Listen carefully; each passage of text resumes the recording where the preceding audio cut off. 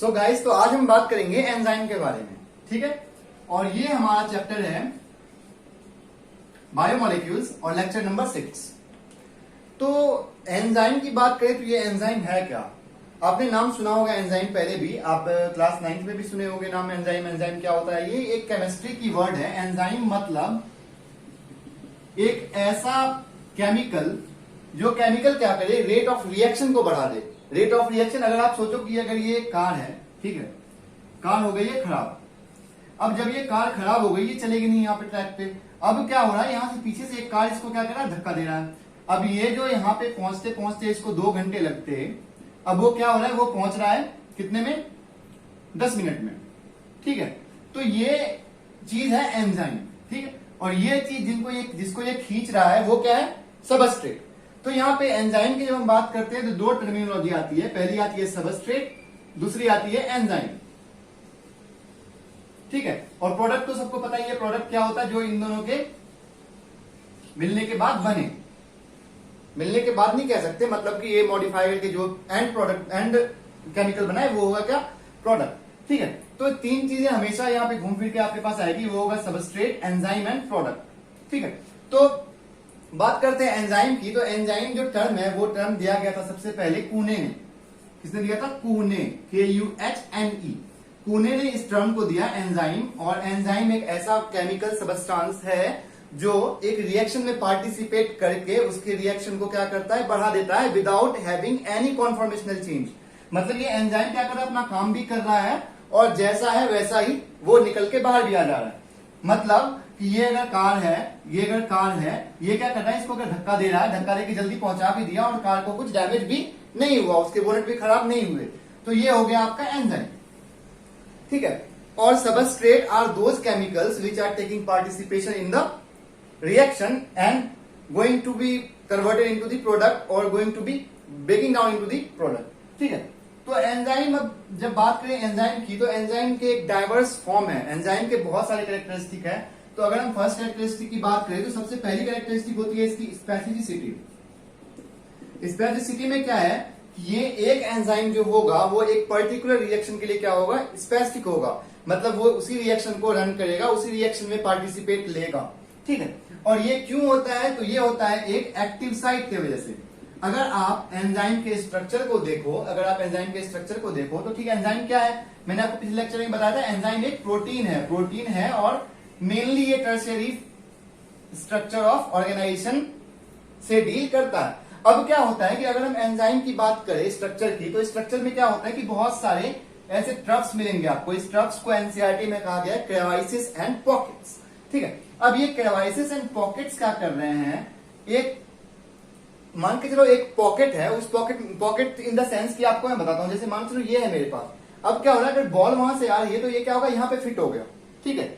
अब बॉल यहाँ पे फिट हो गया तो ये एक इसके लिए एक्टिव साइट हो गया, जिसमें क्या कर रहे हैं? हम काम कर रहे हैं। बॉल का जैसे कि वहां पे आना वो एक काम है, तो वो इसमें आके फिट हो रहा है। तो इसी तरह क्रेवाइसिस एंड पॉकेट को क्या कहा गया है? एंजाइम की जब हम एंजाइम की स्टडी करते हैं इसको एक्टिव साइट कहते हैं, ठीक है। Active site are those region in the enzyme which are giving specificity to the enzyme। तो ये एंजाइम की स्पेसिफिसिटी कहां से आई? एक्टिव साइट से आई।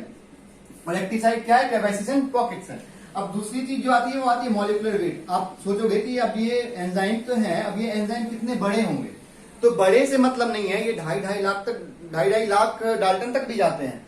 लेकिन अब क्या होता है कि अगर आपको सबसे इंपॉर्टेंट क्वेश्चन अगर नीट के एग्जाम में यहां से पूछा जाए तो वो होगा आपके which is the smallest and which is the largest enzyme found in the biotic system। Biosystem में हमेशा बोलता हूं तो ये क्या होगा? सेल वाली बात आएगी। ऐसा नहीं केमिकल एंजाइम में, केमिकल केमिस्ट्री मतलब ऑर्गेनिक केमिस्ट्री में भी एंजाइम होता है ना, उस एंजाइम की बात मैं नहीं कर रहा हूं। मैं कौन सा एंजाइम कर रहा हूं? जो हमारे बायोलॉजिकल सिस्टम में प्रेजेंट है, चाहे एनिमल में या प्लांट में। तो स्मॉलेस्ट हमारे पास जो होंगे वो होंगे आपके पेरोक्सीडेज, ठीक है। और जो लार्जेस्ट होंगे वो होंगे आपके कैटेलेज और पेरोक्सीडेज की अगर बात करें तो ये दोनों ही क्या करते हैं? एक H2O2 के ब्रेकडाउन में हेल्प कर रहा है और एक H2O2 को बनाने में हेल्प कर रहा है। H2 + O2 को H2O2 बनाने में हेल्प कर रहा है। तो ये दोनों एंजाइम स्मॉलेस्ट और लार्जेस्ट है। इसको आप बिल्कुल मेमोराइज कर लो, यहां से क्वेश्चन आएंगे, ठीक है। तो आप इसको समझने के लिए क्या करेंगे कि अब मैं आपको एक एग्जांपल देता हूं। मान लीजिए एक ये बैक्टीरिया है, ठीक है,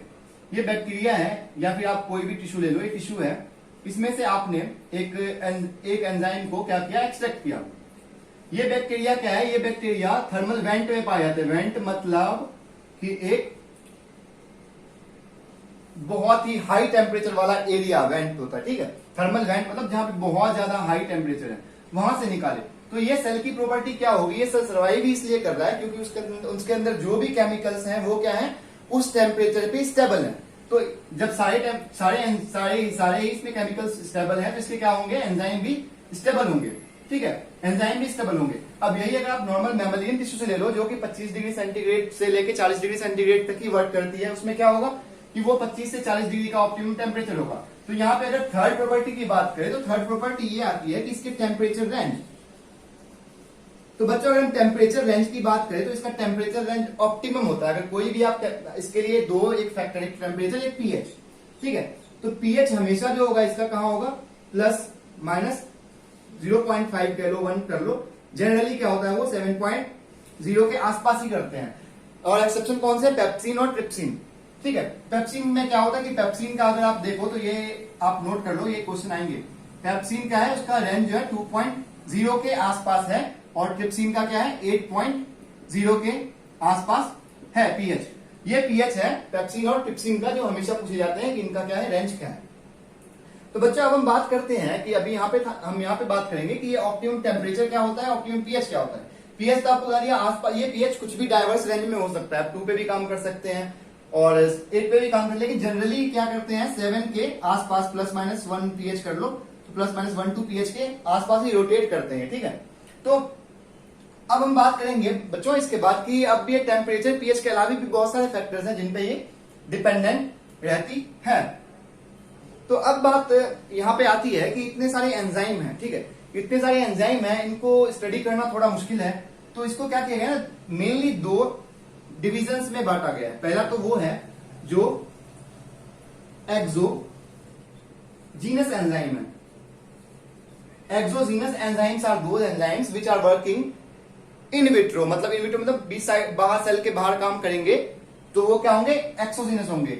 एंडोजीनस वो होंगे जो सिर्फ सेल के अंदर ही काम करेंगे, ठीक है। तो ये एक छोटा सा, कभी कभी आपके क्वेश्चन आ जाएंगे यहां से, कभी कभी ये कॉन्सेप्चुअल नॉलेज के लिए बता दिया कि एंजाइम क्या हो सकते हैं, या तो एक्सोजीनस हो सकते हैं या एंडोजीनस हो सकते हैं। इससे क्लासिफिकेशन, जो इंपॉर्टेंट क्लासिफिकेशन होता है ऑक्सीडोरिडक्टेज, आपने सुना ट्रांसफरेज टाइप के, वो मैं अगले क्लास में बताऊंगा आपको। वो इंपॉर्टेंट क्या है क्लासिफिकेशन, छोटा सा ये क्लासिफिकेशन है जो थोड़ा इरिलेवेंट भी है, लेकिन ठीक है, जानना था आपको तो ये नॉलेज के लिए आप जानोगे, ठीक है। अब हम बात करेंगे कि एंजाइम के स्ट्रक्चर तो क्या थे, वो 3D स्ट्रक्चर, मोस्टली एंजाइम के क्या होते हैं, 3D स्ट्रक्चर होते हैं। और 3D स्ट्रक्चर में भी क्या होता है, एक्टिव साइट होता है, जो क्रेवाइसिस और पॉकेट्स होते हैं, जहां पे जाके क्या होते हैं, सबस्ट्रेट बाइंड करते हैं। अब हम क्या करेंगे कि अब एक केमिकल रिएक्शन बताऊंगा मैं, उस केमिकल रिएक्शन से आगे बढ़ के फिर हम एंजाइम की स्टडी करेंगे, ठीक है। तो बच्चों अब एक चीज यहाँ पे आती है बात कि अगर ये 3 डायमेंशनल स्ट्रक्चर है, तो 3 डायमेंशनल स्ट्रक्चर आपको पहले ही बताया कि ये चेंज नहीं होंगे। जो डायमेंशन है वो कॉन्फॉर्मेशनल चेंज हुई, कॉन्फॉर्मेशनल चेंज होने के बाद क्या हुआ कि वो कॉन्फॉर्मेशनल चेंज होने के बाद में एज इट इज निकल गए, फिर वो रीयूजेबल हो गए। तो यहाँ पे एक नेक्स्ट प्रॉपर्टी जो आती है इसकी, वो आती है इरिवर्सिबिलिटी। मतलब वो एंजाइम जो है वो इरिवर्सिबल इन नेचर है। वो क्या होंगे कि वो एंजाइम इरिवर्सिबल, मतलब कि अगर एंजाइम जैसे जा रहे हैं वैसे वापस आ रहे हैं, फिर से वो रीयूज हो रहे हैं, तो रीयूजेबल को इरिवर्सिबल यहां बोला गया, ठीक है। और बहुत सारी इसकी प्रॉपर्टीज है, लेकिन 4 मेन इंपॉर्टेंट प्रॉपर्टी है जो आपको जानने की जरूरत है, ठीक है। तो इसके अलावा बहुत सारे कोलोइडल नेचर होता है, बाकी बहुत सारी इसकी प्रॉपर्टीज है। तो बच्चों अब हम बात करेंगे कि एक्टिव साइट के बारे में, जो कि सबसे इंपॉर्टेंट चीज एंजाइम में आती है ना, वो होती है एक्टिव साइट, ठीक है। तो एक्टिव साइट अब है क्या, वो तो आप जानिए। अब वो आपके समझ में आ गया एक्टिव साइट क्या है, ठीक है। तो बच्चों अब एक्टिव साइट के बाद अब हम आएंगे कि एक्टिव साइट ये आखिर है, एक्टिव साइट है तो ये क्या होता है एक्टिव साइट के साथ। जैसे अगर मैं बात करूं, एक आपको ये ग्राफ दे रहा हूं, ठीक है। यहाँ पे क्या है, यहाँ पे आपके प्रोग्रेस ऑफ रिएक्शन, ये एनसीईआरटी का ही डायग्राम है। आप इसमें ये पैराग्राफ, बच्चों जो भी ग्राफ्स एनसीईआरटी में दिए हुए हैं वो सारे ही बहुत ज्यादा इंपॉर्टेंट हो जाता है, उसको आप हमेशा देखना। और ये क्या, ये एक पोटेंशियल एनर्जी है। पोटेंशियल एनर्जी कुछ नहीं है, आप समझो कि वो केमिकल एनर्जी है जो कि यूज हो रही है कहां पे, एक केमिकल रिएक्शन में। अगर मैं आपको एक सिंपल सा केमिकल रिएक्शन का एग्जांपल बताऊं तो वो ये होगा, ठीक है, BaOH होल 2 दे देता हूं, ठीक है, और H2O दे देता हूं, ठीक है। अब इसको मान के चलो हम क्या लिख सकते हैं, BaSO4 सॉरी BaHO2 H2SO4 कर दो इसको। BaSO4 4 पे क्या था, माइनस माइनस, मतलब SO4 क्या है, डबल नेगेटिव, ठीक है। तो ये एक रिएक्शन देखते हैं, ठीक है, ये रिएक्शन हो गया, इसमें H2O भी बनता है, वो आप ठीक है रख लो। अब देखो ये एक हो गया, आपको एक रिएक्शन बताया मैं जहां पे क्या हो रहा है कि ये एक बन के आ रहे हैं, एक प्रोडक्ट बन रहा है, इसमें सारी चीज सब कुछ ही है, वो पार्टिसिपेंट इसमें सारे हैं। ये जो होंगे ये क्या होंगे, प्रोडक्ट होंगे, ठीक है, ये प्रोडक्ट होंगे, यहाँ जो एंजाइम यूज होगा वो एंजाइम होगा, और ये क्या होगा, सबस्ट्रेट होगा, ठीक है। तो सबस्ट्रेट को हम जनरली क्या करते हैं, एस से डिनोट करते हैं, एंजाइम को ई से करते हैं, प्रोडक्ट को P1 P2, अगर दो है तो P1 P2 रख लो, S1 S2 कर लो, तो ऐसे डिनोट करते हैं। अब बात करेंगे कि ये जो पोटेंशियल एनर्जी है ये है क्या, ये केमिकल एनर्जी है जो कि इसके प्रोग्रेशन में, चाहे वो यूज हो रही हो चाहे वो रिलीज हो रही हो, उसकी जो है ना नेट क्या है, मतलब अगर यूज हो रही है तो यूज होने के बाद नेट क्या हो रहा है, रिलीज होने के बाद नेट क्या हो रहा है, तो वो अब मान के चलो कि यहाँ पे एक इसका एक ऑप्टिमम एनर्जी है, जितना एनर्जी हर मतलब कि एक मिनिमम एनर्जी है जिसपे वो क्या है कि ये मिनिमल एनर्जी बोलते हैं इसको, क्या बोलते हैं इसको, मिनिमल एनर्जी बोल रहे, थ्रेशोल्ड एनर्जी बोल लो, ठीक है, मिनिमल और थ्रेशोल्ड एनर्जी। इस पे क्या होता है, इस पे हमारा होता है सबस्ट्रेट, मतलब अभी कोई रिएक्शन नहीं हो रहा, यहाँ पे सबस्ट्रेट अपना उस एनर्जी के साथ इस जगह पे वेरी कर रहा है। ये आप मानते हो कुछ भी, यहाँ पे कुछ भी रखो आप, 0.5 रखो, किलो जूल कुछ भी रखो, ठीक है। अब यहाँ पे सबस्ट्रेट है, अब ये सबस्ट्रेट क्या हो रहा है कि अब ये एनर्जी ले रहा है, एनर्जी ले रहा है, फिर बाद में क्या क्या रिलीज करके यहां पे आके एक एंड प्रोडक्ट P बना इन द प्रेजेंस ऑफ, मान के चलो कि यहाँ पे जो भी थे एंजाइम, अभी नहीं बता रहा हूं कॉन्सेप्ट, ठीक है, यहाँ पे S है और ये बाद में जाके क्या हुआ, ये P बना। अब जो एनर्जी इसने, अब मैक्सिमम एनर्जी इसने यूज की है अपने रिएक्शन के दौरान, जहां पे ये S और जो भी यहाँ पे एक स्टेट होता है जहां पर क्या होता है कि बॉन्ड फॉर्मेशन होती है, एक इंटरमीडिएट स्टेट आप कह लो, जहां पर क्या होता है कि बॉन्ड फॉर्मेशन होती है, बॉन्ड फॉर्मेशन होने के बाद या बॉन्ड ब्रेक डाउन होने के बाद उस स्टेज पे पहुंचती है जहां पे ये मैक्सिमम एनर्जी होता है। उस मैक्सिमम एनर्जी जहां पे होगा उसको बोलते हैं हम, उस स्टेट को बोलते हैं हम क्या, ट्रांजिशन स्टेट, ठीक है। अब ये कॉन्सेप्ट आती है ट्रांजिशन स्टेट की, और इसी पे सारा कहानी इसी पे रोटेट होता है, चाहे आप एंजाइम सबस्ट्रेट कॉम्प्लेक्स की बात करो, एंजाइम प्रोडक्ट कॉम्प्लेक्स की बात करो, सारे क्या है, ट्रांजिशन स्टेट है। तो इस ट्रांजिशन स्टेट में जो भी चीज, जो भी एनर्जी, इस मैक्सिमम एनर्जी यहाँ पे है वो क्या है, एक एक्टिवेशन एनर्जी है। अब अगर आपको एक्टिवेशन एनर्जी को डिफाइन करना पड़े तो कैसे करोगे आप, एक सबस्ट्रेट जो अपने थ्रेशोल्ड एनर्जी लेवल पे था, वहां से उसने हाईएस्ट एनर्जी जहां पे अटेंड की, तो highest energy attend by the substrate to form the product is known as activation energy. तो ये हो गया आपका एक्टिवेशन एनर्जी। तो एक्टिवेशन एनर्जी को अगर आप सिंपल लैंग्वेज में अगर ऐसे ही आप अगर वर्ड पे जाओ तो आप ये कह सकते हो कि वो एनर्जी जहां पर एक सबस्ट्रेट क्या हो, एक्टिवेट हो जाए, मतलब सबस्ट्रेट को एक्टिवेट करने, क्यों एक्टिवेट करने के लिए, ताकि ये प्रोडक्ट बना पाए। तो उसको एक्टिवेट करने में जितनी एनर्जी लगी, केमिकल एनर्जी लगी, दैट इज एक्टिवेशन एनर्जी। अब यहां ये बताना मेरे लिए इसलिए इंपॉर्टेंट था क्योंकि ये एक्टिवेशन एनर्जी जो है, यही क्या होता है कि एंजाइम का काम ही है कि ये क्या करेगा, एक्टिवेशन एनर्जी को डिक्रीज करेगा। एक्टिवेशन एनर्जी डिक्रीज कर दिया तो क्या होगा, रेट ऑफ रिएक्शन फास्टर हो जाएगा। अगर मान के चलो कि इसको यहां से यहां अटेंड करने में अगर मैं डिस्टेंस मान के चलो, वो कार वाला एग्जांपल बताता हूं मैं, बहुत ज्यादा डिस्टेंस है, ठीक है। अब वहां पे क्या हुआ कि वो बहुत स्लो चल रहा था, अब क्या हुआ कि एंजाइम जो वो कार आया वो धक्का दे दिया तुरंत से, और क्या हुआ, फिर वो जाके वहां पहुंच गया जल्दी, ठीक है। तो उसने क्या किया, उसके एनर्जी जो हम वहां पे लगा रहे थे कार में, वो क्या किया, उसने रिड्यूस कर दिया, उसने अपना एनर्जी यूज कर लिया, या जो भी तरीका अपना लिया उसने क्या किया, उसको यूज कर लिया। अब यूज करने के बाद क्या हुआ कि अब वो वहां तक जल्दी पहुंच गया, आसानी से वो काम हो गया। तो वो काम यहाँ पे क्या है, वो काम यहाँ पे है ये रिएक्शन, ठीक है। वो काम है यहाँ पे रिएक्शन, जो वहां पे ट्रेवलिंग हो रही थी, जो वहां पे वो डेस्टिनेशन में पहुंचा रहा था, वो काम क्या है, रिएक्शन है। अब देखो, अब बात आती है activation energy in the case of enzyme क्या होगा। ये जो था ये क्या था, ये in the absence of enzyme था, जब एंजाइम यहाँ पे क्या है, नहीं है। एंजाइम इस केस में क्या है, नहीं है। अब हम बात करते हैं जब एंजाइम होगा तो क्या होगा। सबस्ट्रेट तो अपने क्या होगा, एक उसी लेवल ऑफ एनर्जी में रहेगा जहां था। अब ये यहां पे ऐसे आ गया, ठीक है। अब ये यहां पे आके प्रोडक्ट बना दिया। अब जब ये प्रोडक्ट बनाया, अब क्या देख रहे हो आप, ये जो एनर्जी है इसकी मैक्सिमम एनर्जी, ये क्या हुआ, एक्टिवेशन एनर्जी। एक्टिवेशन एनर्जी को हमेशा हम ऐसे भी डिनोट करते हैं ई सबस्क्रिप्ट ए, ठीक है। तो ई ए जो है एक्टिवेशन एनर्जी है, उसका क्या हुआ आप देख लो, अब डिक्रीज हो गया। जो यहाँ पे मान लो अगर ये 0.5 से 20 किलो जूल जा रहा है, तो यहाँ पे 19.5 था ये, तो ये यहाँ पे क्या हो गया, ये यहाँ पे 7.8 है ये, तो ये यहाँ पे क्या हो गया, 7.5 हो गया। तो इतना घट गया। जब एनर्जी घट जाएगी, जब आपका एफर्ट ही घट जाएगा जो आप लगा रहे हो किसी मशीन पे, तो क्या होगा, वो जल्दी से भग जाएगी, ठीक है। तो वही चीज यहाँ पे हो रही है, कार में आपको धक्का नहीं देना पड़ रहा, वो डेस्टिनेशन में जल्दी पहुंच रहा है। तो वो एंजाइम का काम ही वही है कि एनर्जी को घटा के रिएक्शन के स्पीड को बढ़ा देना, ठीक है। अब ये आपको यहाँ पे दिमाग में आ रहा है, प्रोग्रेस ऑफ रिएक्शन क्या है। प्रोग्रेस ऑफ रिएक्शन कुछ नहीं है, प्रोग्रेस ऑफ रिएक्शन बस ये रिएक्शन है कि रिएक्शन कितने टाइम में वहां पे हो रही है। प्रोग्रेस ऑफ रिएक्शन का कोई यूनिट नहीं है, आप बस ये जानो कि प्रोग्रेस ऑफ रिएक्शन मतलब जैसे जैसे रिएक्शन चल रहा है टाइम के साथ में, वैसे वैसे वो वहां पे चीजें हो रही है, ठीक है। अब ये एक्टिवेशन एनर्जी वाला कॉन्सेप्ट आपको समझ में आ गया होगा। अब हम बात करेंगे इसके आगे कि जो ये रिएक्शन चल रही है यहाँ पे, ठीक है, जो रिएक्शन यहाँ पे चल रही है उस रिएक्शन में होगा क्या, उस रिएक्शन में एक्चुअली में क्या होगा, उस रिएक्शन में जो यहाँ पे चल रही है, उस रिएक्शन में ये होगा कि अगर आप, अभी मैं इसको रब करता हूं, इसके बाद एक कॉन्सेप्ट है माइकलिस मेंटन इक्वेशन वाली कॉन्सेप्ट, वो अभी इसके बाद में बताऊंगा इसको, ठीक है।